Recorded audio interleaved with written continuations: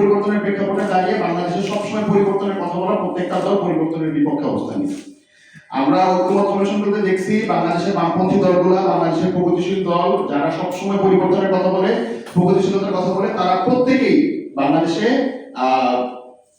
সংস্কারের বিপক্ষে তারা অবস্থান নিয়েছে।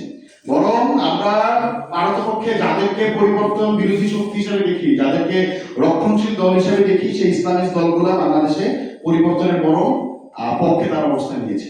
তো এরকম নানা বাস্তবতায় আমাদেরকে মানে এটা আমাদের জন্য খুবই দুঃখজনক যে এই গণঅভ্যুত্থানের পরে যেখানে সংস্কারটা একটা প্রধান ফ্যাক্টর ছিল, বাংলাদেশের রাজনৈতিক কালচার পরিবর্তন করাটা একটা প্রধান ফ্যাক্টর ছিল, সেই ফ্যাক্টরটাকে বাস্তবে রূপ দেওয়ার জন্য একটা গণভোট আয়োজন করতে হচ্ছে, যেটা আসলে প্রকৃতপক্ষে কোনো প্রয়োজন ছিল না। কারণ গণঅভ্যুত্থান ইটসেলফ একটা রায়, যে রায়ের মাধ্যমে বাংলাদেশের মানুষজন সংস্কারের পক্ষে তাদের অবস্থান জানিয়ে দিয়েছে, কিন্তু সেটার একটা লিগ্যাল ভিত্তির জন্য আমাদেরকে এই গণভোটটা আয়োজন করতে হচ্ছে। এবং আমরা এখন আবার দেখছি যে অনেক দল যারা নিজেদেরকে প্রগতিশীল দাবি করে, যারা নিজেদেরকে পরিবর্তনের রাজনীতির ধারক বাহক দাবি করে, তারা ইন্টারিম গভর্নমেন্ট কেন গণভোটের পক্ষে প্রচারণা করছে এটার জন্য তারা খুবই কান্নাকাটি করছে, তারা এটার জন্য খুবই হাই হতাশ করছে। কিন্তু আমরা বলতে চাই ইন্টারিম গভর্নমেন্ট কিন্তু আসলে এই গণঅভ্যুত্থান থেকে উঠে আসা দল, এই গণঅভ্যুত্থান লেজিটিমেসি উঠে আসা দল। তো যেই গণঅভ্যুত্থান সংস্কার চাই, যে গণঅভ্যুত্থানের আকাঙ্ক্ষাতে সংস্কার ছিল, যে গণঅভ্যুত্থানের আকাঙ্ক্ষাতে বাংলাদেশের রাজনৈতিক যে কালচার, সেই কালচার পরিবর্তনের আকাঙ্ক্ষা ছিল, সেই গণঅভ্যুত্থান থেকে উঠে আসা দল সংস্কারের পক্ষে প্রচারণা করবে, এটাই আসলে খুব স্বাভাবিক। কারণ তাদেরকে এখানে বসানোই হয়েছিল এই যে সংস্কার, বাংলাদেশের যে রাজনৈতিক কালচার, সেই কালচারকে পরিবর্তন করার জন্য।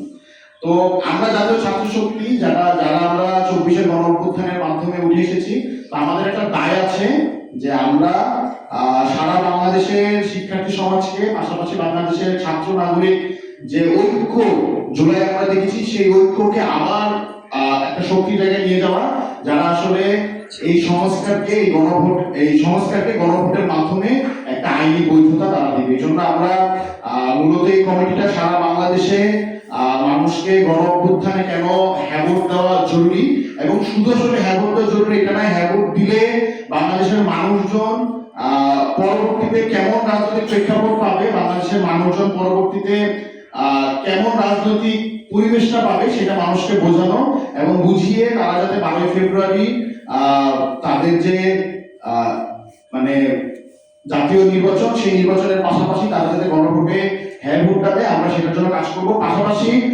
আমরা দেখেছি যে সংস্কারের প্রশ্নে যে 11 দলীয় জোট হয়েছে, সেই জোটের পক্ষেও আমরা আমাদের এই নির্বাচনী পরিচালনা কমিটি কাজ করবে। কারণ আমরা মনে করি যে বাংলাদেশের যে গণঅভ্যুত্থান, জুলাই গণঅভ্যুত্থান, সেই গণঅভ্যুত্থানের যে সংস্কার, সেই সংস্কারের বিন্দুতে এই 11টি দল একত্রিত হয়েছে।